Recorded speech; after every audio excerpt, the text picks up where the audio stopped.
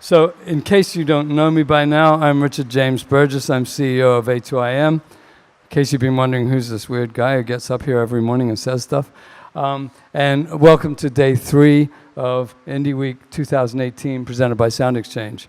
And I have some amazing news this morning that Helen Smith, Executive Chair of Impala, sent me. The European Parliament, well, many of you may know that the value gap's been a big issue for us with, getting paid from certain services. And, we're sort of having a real struggle in this country, but the European Parliament, we've had some optimism about that.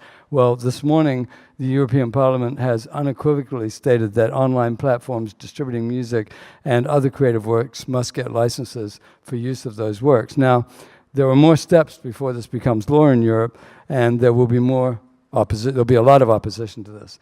But this is a huge leap in the right direction, and one that we've been anticipating for a long time.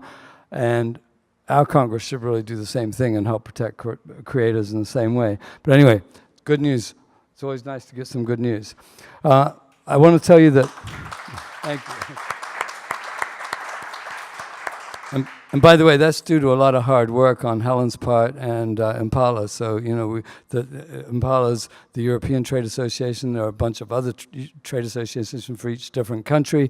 And, so this is how the network works. We have about 30 different countries that are part of the worldwide independent network that we're a part of. So, I think, it's wonderful that we can all work together and try to get these things done.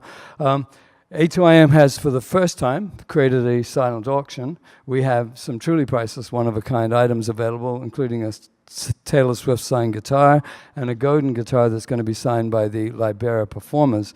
There's an amazing Sonos sound system and a pair of tickets from the Clios and much more.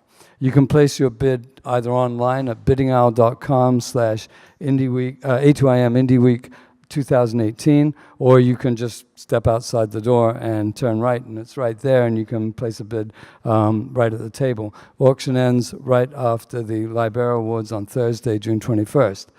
And I'm going to just remind everybody again that we're an association of competitors, so please be aware of the potential for antitrust violations and avoid situations that could lead to an inference of antitrust conduct. Meetings must be pro-competition, with no organizing or discussion of boycotts, nor sharing of non-public deal terms or prices.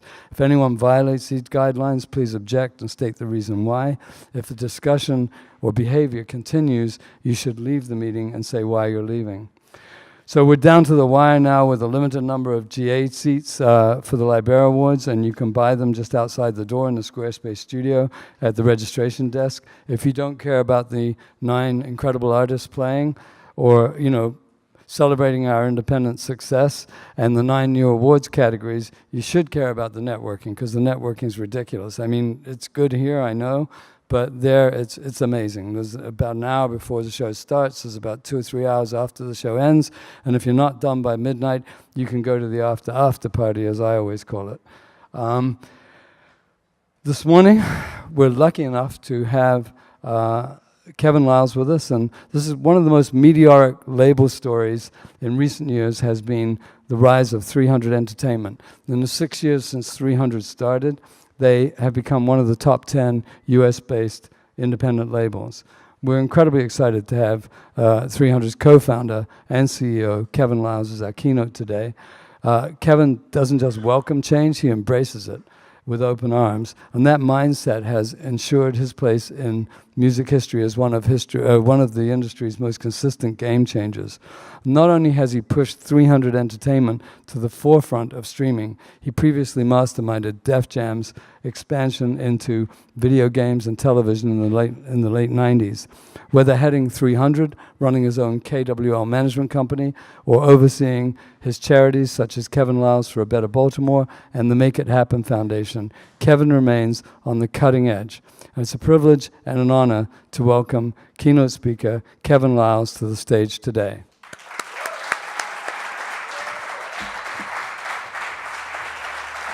Thank you so much, Kevin. It's really great. Thank you. I really appreciate it. Whenever I do these things, I have to have my cigar. I'm not smoking it, though. But it just helps me get through these things. How are you guys this morning? Good. I think it's like 1,600 of us here. And we all woke up today to have another opportunity to go out here and do what we do as independents. So, Richard, I'd like to thank you for having me. Give Richard a round of applause, please.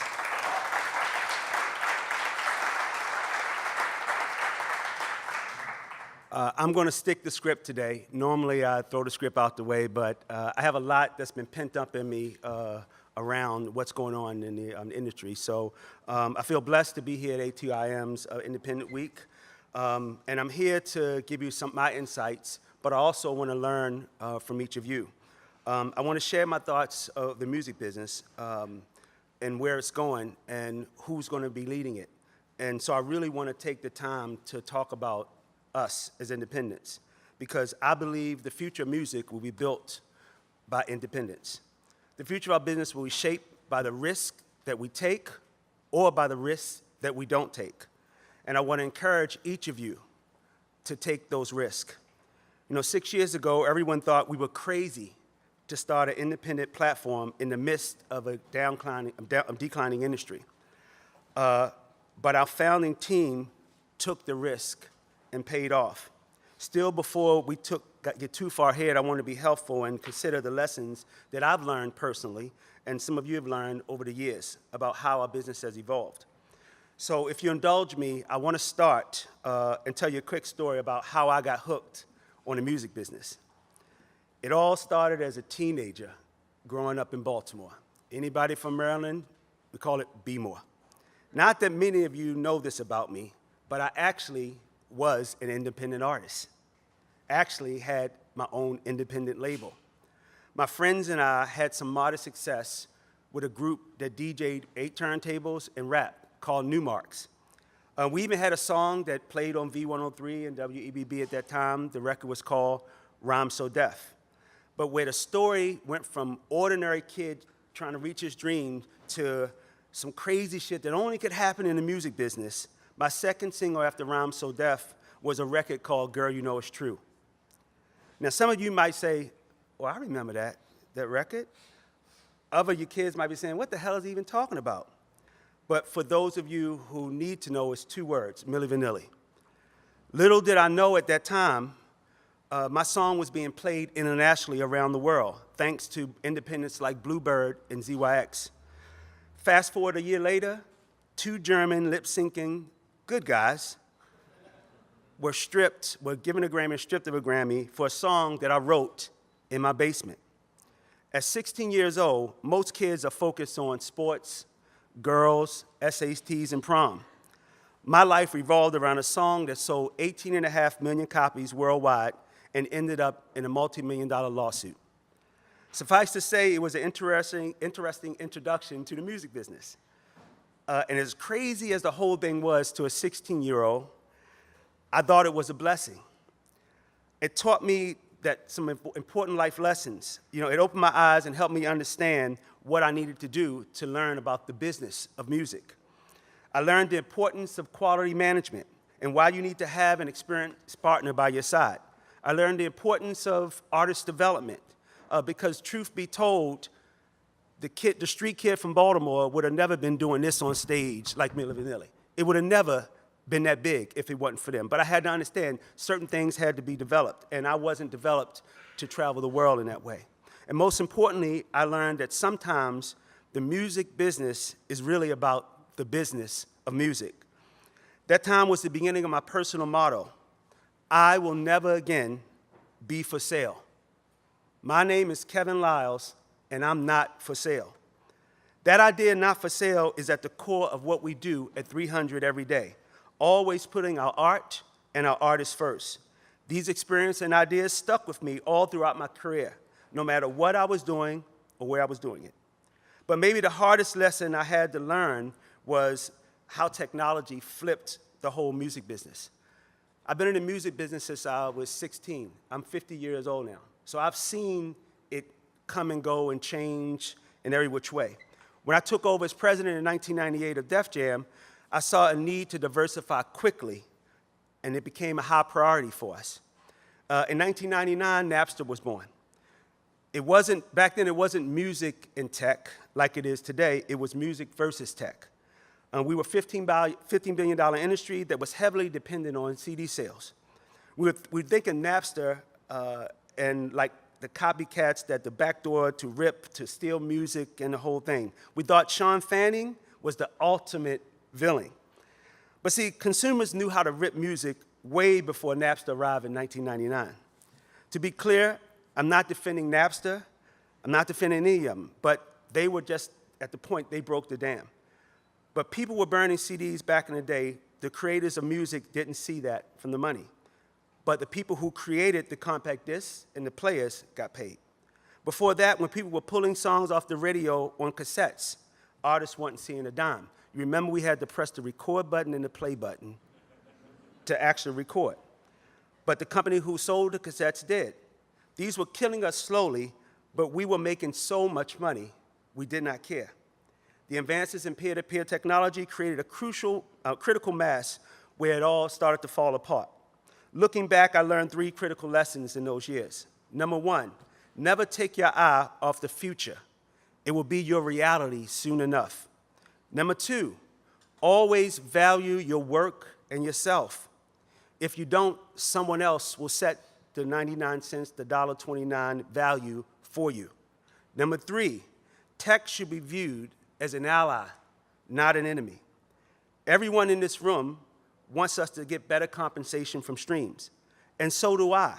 So I'm not going to pretend like I don't have issues, but I do believe tech is trying to be better partners to us today. In fact, one of our biggest investors is Google Ventures. Now, I want to take a moment because some of you may say, well, why is he bigging them up? What is going on? He loves tech and streaming, so everyone hears it from me. I want to see better compensation for streams. And if anybody from the services here, I want to tell you we love you. And I know you love us, but show us the fucking money.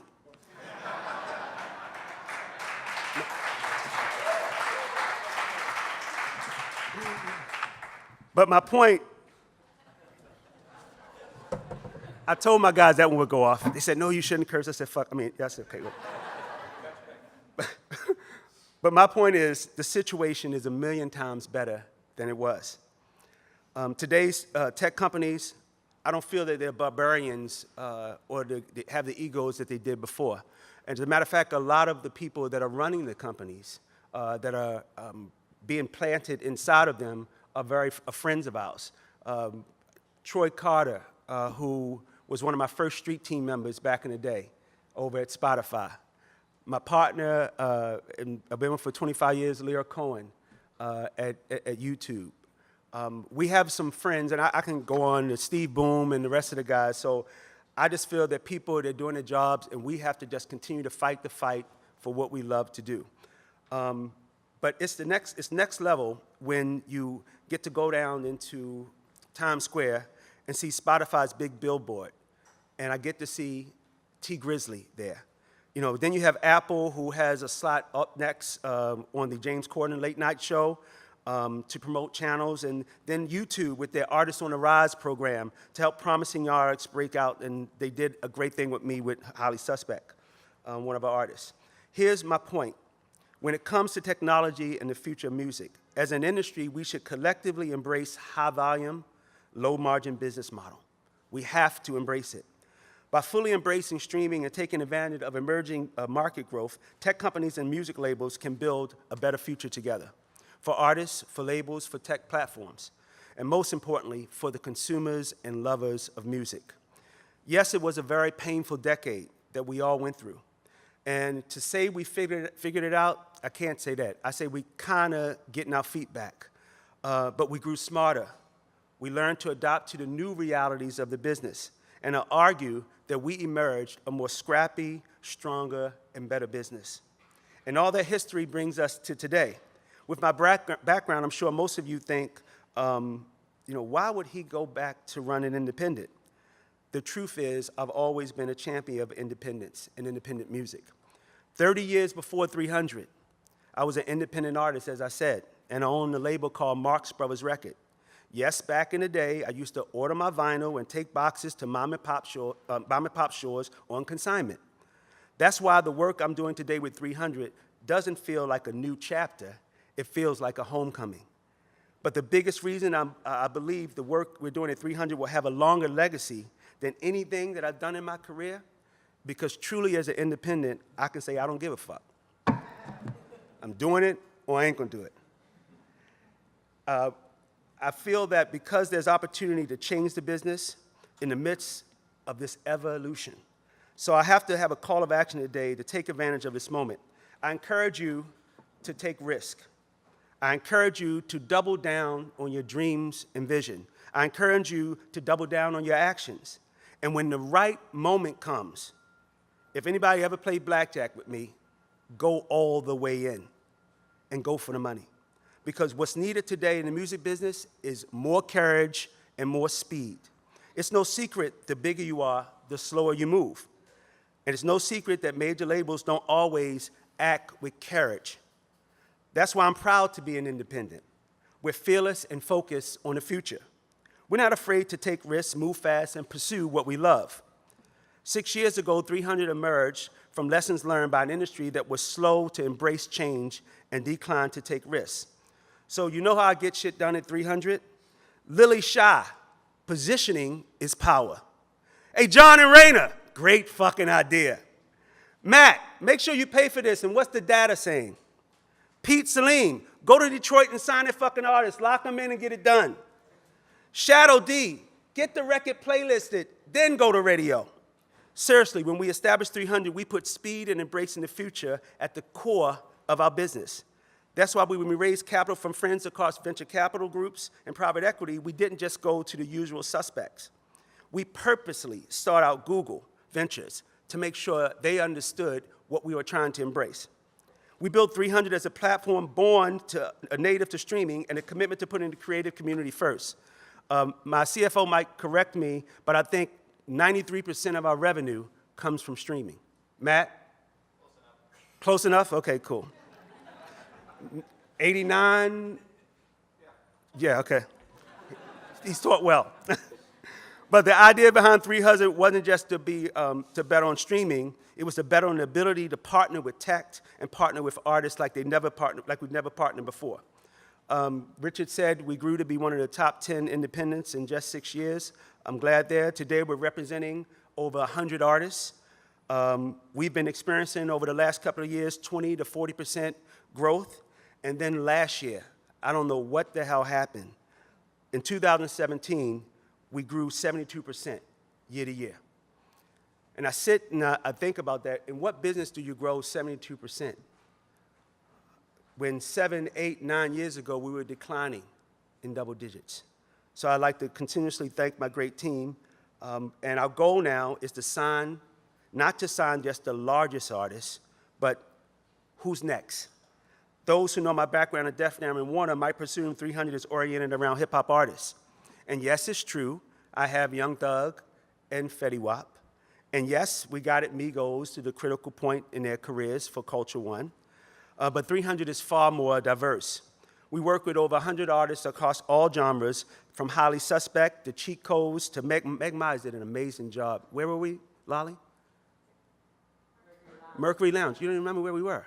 She did a great fucking job last night. And Bailey Bryant. But I describe the majority of our artists as emerging talent. We seek out these talents to be the new voices of our culture. That's why 300's roster has a full spectrum of genres, and from Famous Dex to T. Grizzly to Maggie Linderman, and also Drax Project. Now, by the way, if you're not familiar with the band from New Zealand, they had the pleasure of opening up at the stadiums for Ed Sheeran, who loves them, and they're currently on tour with Camila Cabello tour in Europe. But look, I don't want to take and make this seem like we have it all figured out at 300. In recent years, I've come to appreciate that technology moves fast, so do we. There's no such thing as having tech figured out in the present sense. Turn on the news and you see the biggest tech disruptors, Facebook, Snapchat, Tesla, and yes, Spotify, still trying to figure out their play. That's because the time you have, as soon as you get a handle on things, something else happens and everything evolves. But I found the most reliable way to stay ahead of the curve is building our team with the next generation of cultural curators. I'm talking about people who are able to reach out into the future and bring it back into the present. I'm talking about people who aren't satisfied with making music, but want to make art and bigger moves. I never just wanted to be art on that corner. I want us to have partners that create things that we put in the Met or the Smithsonian Institute. I'm talking about people who are in the business of turning heads, touching hands, hearts, and souls. We're not just buying a song, we're buying into them. When the passion, the skill, and the talent of true cultural curators comes together, the experience and feelings are truly unforgettable. Think about what we do to music. We dance, we fall in love, I sometimes have sex. Sometimes we even remember those who are not with us anymore.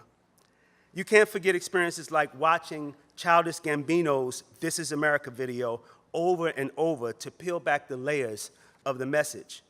I always remember the experience I had when Beyonce took the stage at Coachella and brought an HBCU experience to Coachella and owned the event for 2 hours.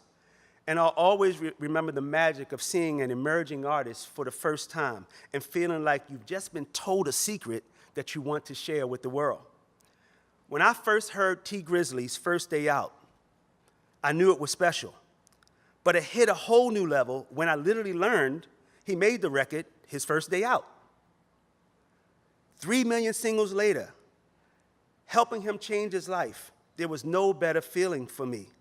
See, there's no other profession in the world that combines the heart, head, and the gut, and the soul like what we do.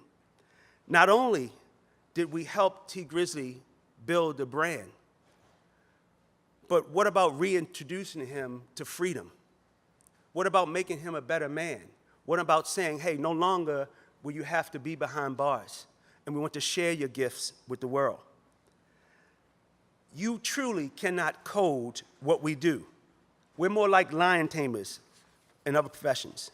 And at the end of the day, we're dealing with something that's wild, unpredictable, and constantly evolving. It's not just music or art to me, it's culture. And if we don't respect it for what it is, and if we don't stay humble, and if we don't consistently learn, we will be extinct. When people ask me how to prepare for the industry 10 years from now, I tell them, shit, I'm trying to figure out tomorrow. Seriously, don't trust anyone who makes any predictions that they know what's going to happen tomorrow. Hell, Spotify's only 9 years old. So you want to know what I'm focused on right now? I'm focused on the next opportunity, the next artist, the next way to promote, the next way to socially migrate followers from this platform to that platform to consumption. Because one of the other lessons I learned in my personal career path is that fierce urgency to consistently reinvent myself. If I'm Kevin 1.0 today, I have to be Kevin 2.0 tomorrow. If you're sitting out in the crowd right now and you're comfortable and you say, oh, the business is growing and you're starting to get complacent, I would take on the attitude that I'm panicked and terrified. Being complacent, like that's one of the most dangerous feelings that we can have right now in our industry. We need to dig in and focus on what's next or we won't survive. That's the very reason why this industry needs both independence and independence. Because the biggest labels are going to behave how big companies with resources normally do. You can talk to someone from Harvard Business School or the street corners in Baltimore.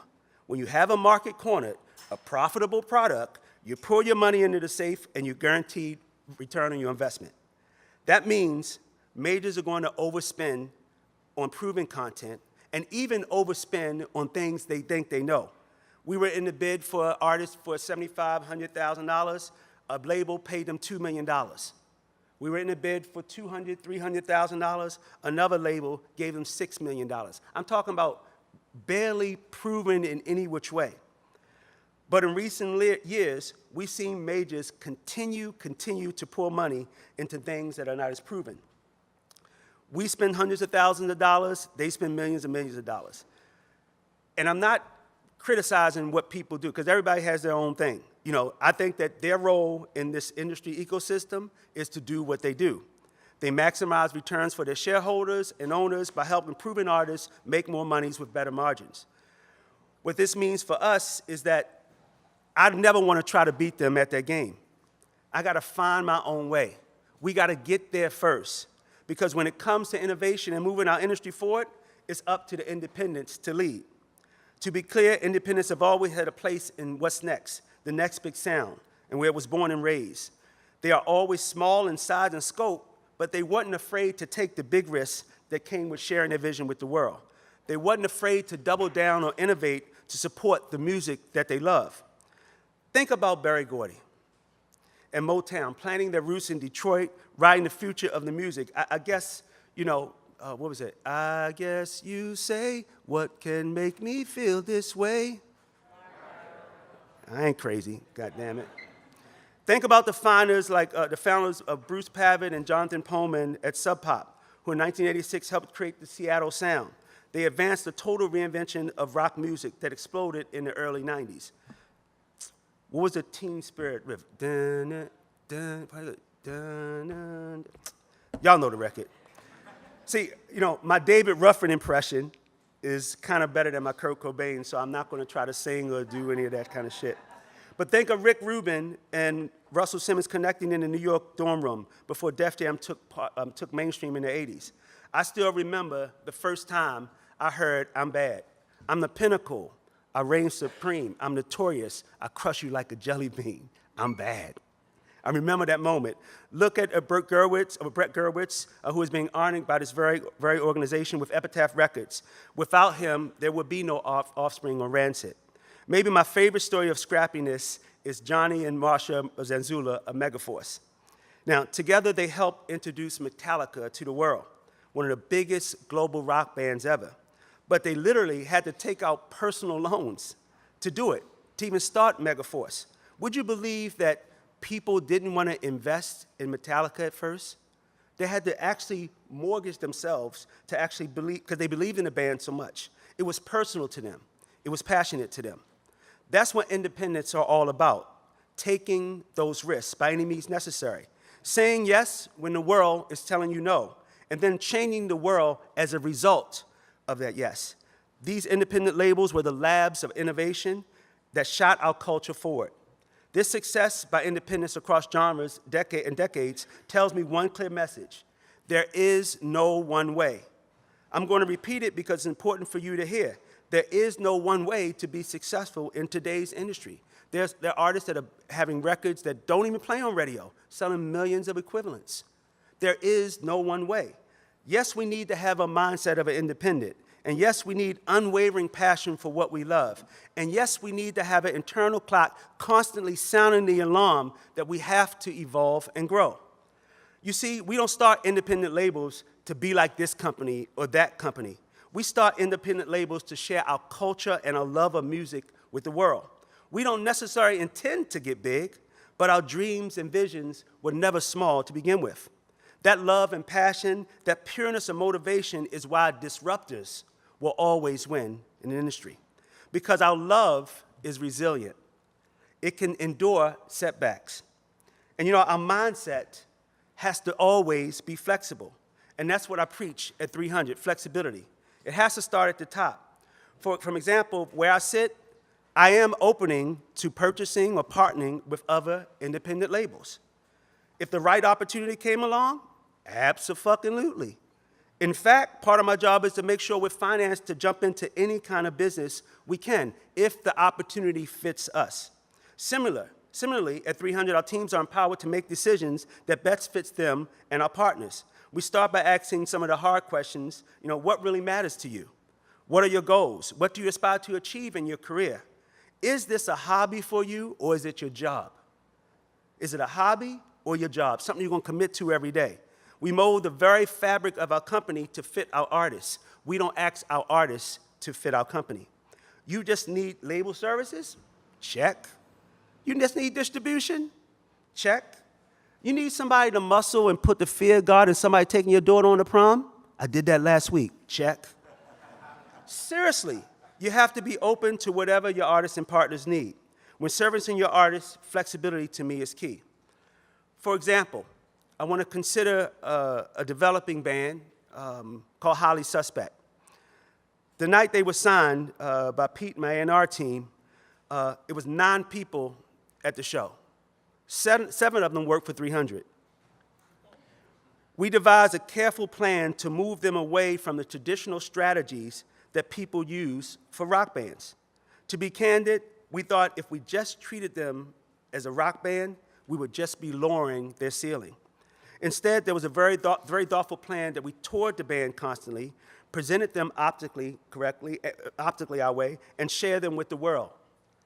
What this artist needed was someone with experience and judgment to help them know when to say no. Now, it's very hard for an emerging act to actually pass on something that they feel is a great opportunity for today for the value of success long term. But they stuck with it, and the long-term strategy worked. Today, they played Coachella, they've toured the world several times, they earned 3 Grammy nominations, and they have 2 gold singles, inclusive of 280 million streams. We have the story of a developing rock band in 2018. On the other end of the spectrum, take the market setups we've had with Grizzly and Famous Dex. Both are emerging hip-hop artists signed to 300 with incredible high ceilings. But each had different needs at early stages in their career. Grizzly, as I said, he was just out of prison with signs of a hit record when we signed him. The challenge here was to help him sustain his success and build a brand. And we also needed to support as he grew accustomed to freedom. This is an artist you dream of, someone who had experienced the lowest of the lows and was ready to work for the highest of the highs. At the same time, we needed to help him connect with fans, so we had to have him do 4 tours in 18 months in anticipation of his first album. That album activated about a month ago, charted number 9 on Billboard's 200 without a record at radio, because I felt Ray and the team built a brand.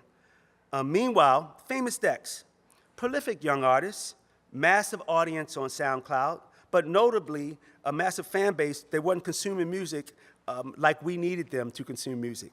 And if you're on one platform, the migration to somewhere else, it takes time. But we felt he had something special. It's a great problem to have, but him wanting to put out so much music on SoundCloud prevented us from really having the breakout moment in his career. We needed to help him focus on maximizing moments and allowing new releases to reach their full potential. Because he was open to our strategy, we've had massive success with 2 singles so far, Pick It Up featuring A$AP Rocky, and most recently, Japan. These 2 songs has helped take his career to new heights. I'm happy to share that Pick It Up has been certified double platinum around the world, and Japan, with less than 2 months, is now certified platinum. I'm not telling you to celebrate our team. Rather, the source of our success is our willingness to throw out the playbook each and every time. We come up with a strategic plan and a unique strategy for our amazing partners. Yes, financial resources matter.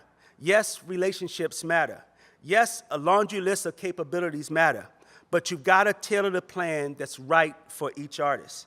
And by the way, the plan starts with and is built around the artist's truths, who they are, what they are, where they're from, and where they're growing. I can't always tell you what tomorrow's hold, but I can tell you the values of the things that we won't do at 300. We won't put quality over quantity. We won't put quantity over quality, I'm sorry. We don't ask artists to do things to compromise their artistic integrity. We don't allow the norm. We learned the new dance move. It's called the zig and zag. But beyond 300, there are good reasons to believe the brightest days are ahead of us for the music business. As I said before, in 1999, we were a $15 billion industry. Today, that's our highest watermark, and we all know it's been a long time since we hit that. But last year, and I think Tommy and I spoke about this, Goldman Sachs released a report that said by 2030, the music industry will be $41 billion. Notably, streaming will be $34 billion of it. But what we're doing isn't just for companies or artists, it's for the next generation of music lovers all around the world. Streaming allows for a song to become global overnight. That kid in Germany, Singapore, and New York probably listened to the same thing at the same time. And more importantly, I want to say that people can fall in love with something overnight. The power of the new business model, once streaming heavy, fast, and global, is the foundation of today's marketplace. We're past the phase of platform changes for now. Streaming is a platform of today. That's why I'm thinking it's time for our industry to switch from focusing on platform changes, and let's work on consumption changes. We got the platforms here. The real work is how we partner with these platforms and our artists and bring great music to the world. YouTube and Google are pushing to transform the world's largest screen into a broadcasting juggernaut with the launch of YouTube Music. And yes, we heard the rates are getting better. Spotify projects over 90 million paid subscribers by the end of this year. Apple, over 40 million by the end of this year. Both are seeing double-digit subscriber growth. And let's not forget my good friends at Amazon. You know, they're going to take 100 million people and put them into the music space. They've already shaken up television and film industry. What happens when they get focused on the music business and start to disrupt it? As other major players like Facebook move into streaming, we can expect that the competition will continue to drive the evolution of music even faster.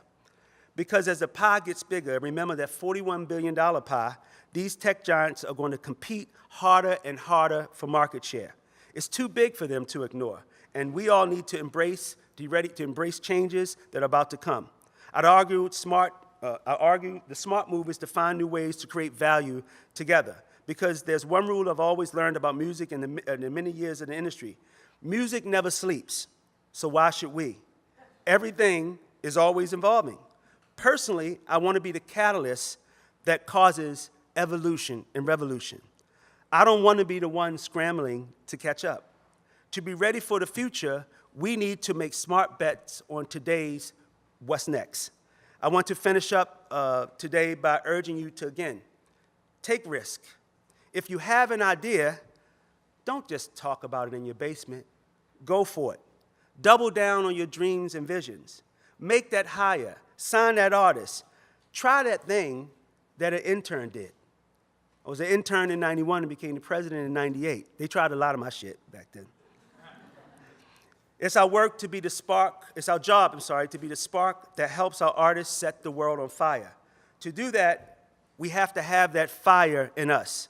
We need to feed that flame of creativity and inspiration. And we can't be afraid to let that fire grow. But it all starts with the courage to take risks. Invest in your people. Create a team that reflects your artists and consumers in diversity and taste from the top to the bottom. Perhaps most critically, you need to help your artists find a way to differentiate themselves in the midst of this historic level of competition. They need us to help them change the world. They need us to grab the future and bring it into the present. So let's stop talking about it and let's get to making it happen. But before I finish, I'd like for you to think about artists who were never for sale. Because to me, they're the ones that helped put us forward. David Bowie, never for sale. James Brown, Bob Dylan, Prince, Alanis Morissette, Black Flag, Erykah Badu, Chance the Rapper. They weren't for sale. So as we go, and in the spirit of those artists, I want to keep that independent mindset of not being for sale. And I will call on our independence and independence as we go forward. So when I say a word, I want you guys to say not for sale. Our passion. Not for sale. Somebody gonna buy your shit like that.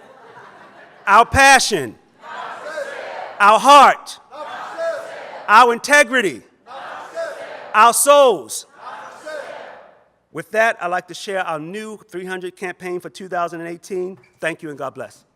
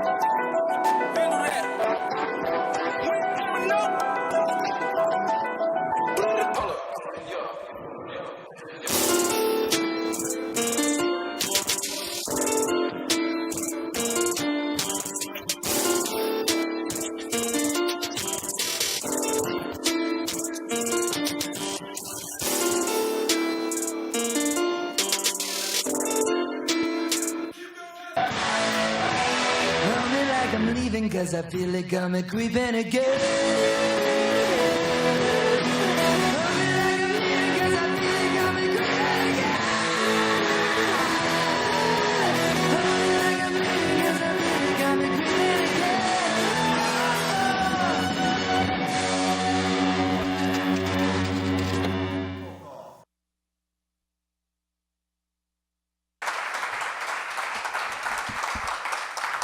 I know every single person in this room can agree with that sentiment.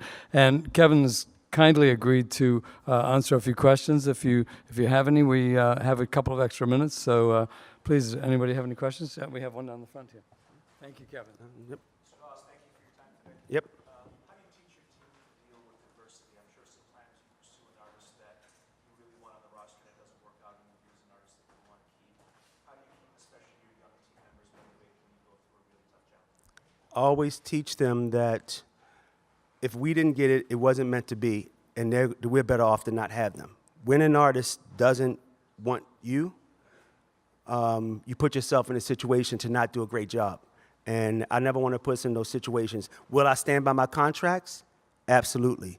But do I want an environment where two people and two groups are coming together to do something special? I definitely want to foster that. We have, our skin is so thick that we don't take it personal, you know what I mean? But our mantra at 300, we believe in artists and we believe in the creative community and we support them. Okay. 1, 2, sit. Okay, all right. You can ask me, Richard.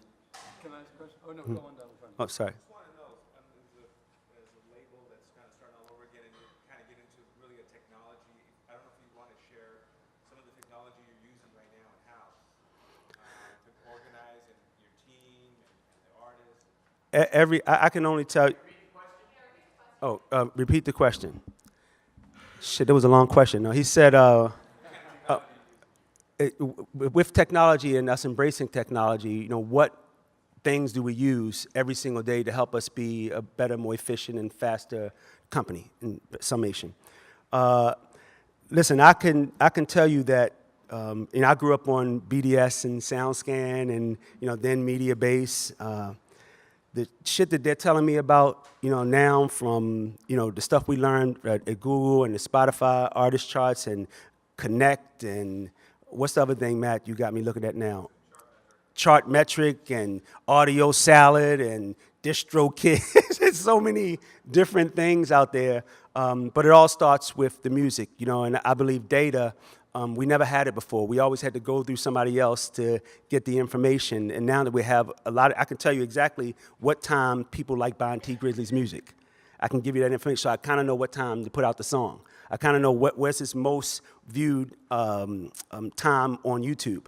So I try to release things based off of the information. And, actually, my CFO, I don't want to call him CFO anymore. He's our chief data officer because he gets off on that. Sorry. Can I say get off?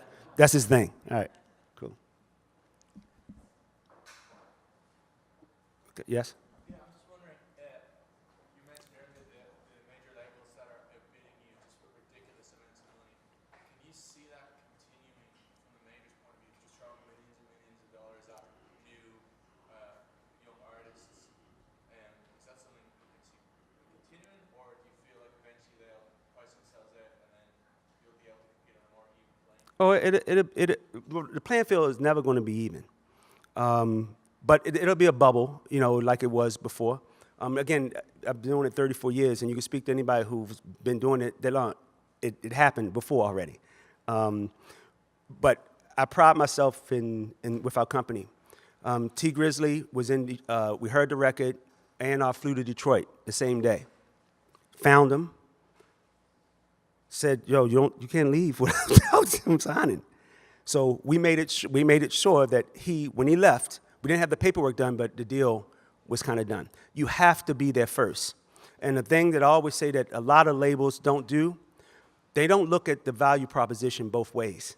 See, me, I don't want to be in your life if there's not a value proposition for me to be there. So I work hard to figure out what that value proposition is. If you need me to be the wheel and axe and open up doors for you, then that's what I do. If you need me to stand by and give the nod and just be the guy, we have to conform ourselves to help them. So I believe if you offer a great value proposition and you get there first, the money starts to change. I could tell you what we signed Fetty Wap for or what we offered an artist just recently. They're all different kinds of numbers that fit what we're trying to do as a company. I will not get into the business of paying millions and millions and millions of something that I don't feel in my heart. I don't care what the data is telling me. If I don't feel it, if it don't make me feel a certain way, fuck it, let somebody else do that. Yes? With the recent news of Spotify offering publishing deals to artists, how do you think that's going to affect the music industry in the long run? Listen, I think everybody wants to get close to art. I think they're setting up an ecosystem that can work for them. But even they have to go through a content provider to make sure it can be out in more places than Spotify. So I think it's good for the industry. Listen, our job is to try new things. So should we fault Spotify for trying something new? I don't fault them, I applaud them, but I'm gonna figure out how to work that shit out too. Anybody else? Yes. Do you have an office in the West Coast, and how invested are you in the Latin ground? No office in the West Coast yet. We have 2 employees, I think, out there right now. There will be something in 2018 that will start there. As far as the Latin market, I'm not one to prey on a market I don't know as well. I'm speaking of some partners in the space, and it'll be something we're pursuing in 2018, 2019. Okay. Yes. You spoke about platform migration and the difficulty with moving people across platforms to Spotify and moving back and forth. Has there been anything specifically that you've seen work better than others? Or? A hot fucking record. By the way, a smash solves everything. No. The reality is we sit and we have an artist named Maggie Linderman who has 2 million followers on, I think it's Instagram. And we're like, well, if you could have 2 million followers, how about we socially migrate them like over here? And it didn't happen the first time. But then we did a remix of the record, and 4 million people bought the record.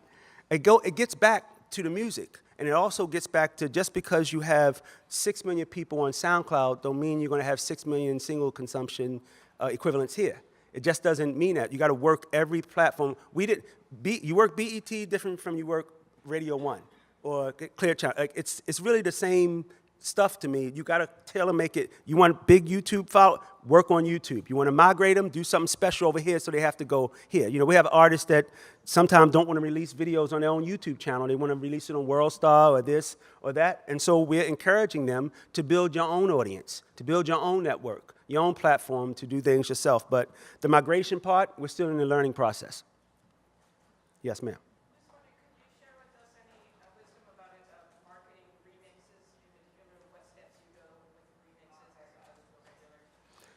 We try to, here's a rule of thumb.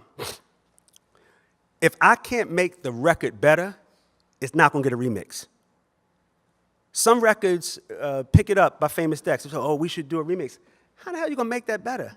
I don't get that. Now, Maggie Linderman, the first version didn't work. Cheat Codes remixed it. Okay, 4 million later. That worked. So I think you have to take the records for what they are and figure out, can I make it better? Because remixes should only be done to make them better or take them to other platforms. You know, other.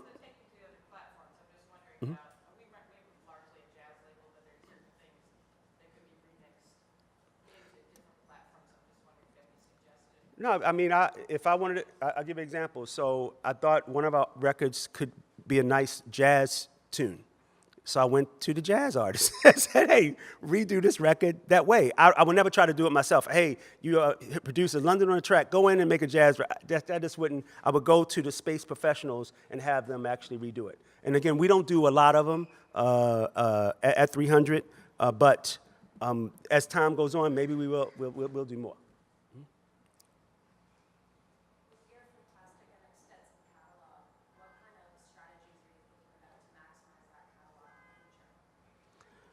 We have to, let's define catalog. I'm 6 years, so my catalog is Fetty Wap.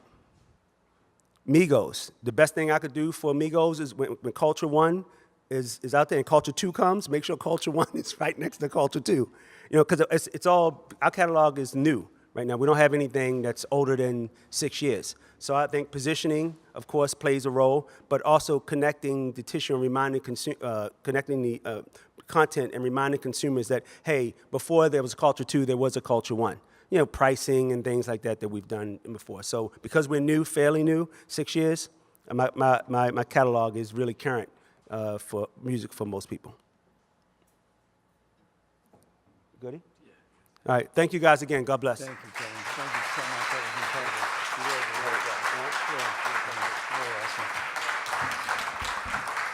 How great is that about the independent sector, that you can get the CEO of a incredibly successful label up here and he'll tell you everything about what he does and why he does it and what he's thinking. I love that about the independent sector. So thank you to Kevin Liles. It's really awesome. We're going to take a couple of minutes short break and then we're into the next panel. Thank you all.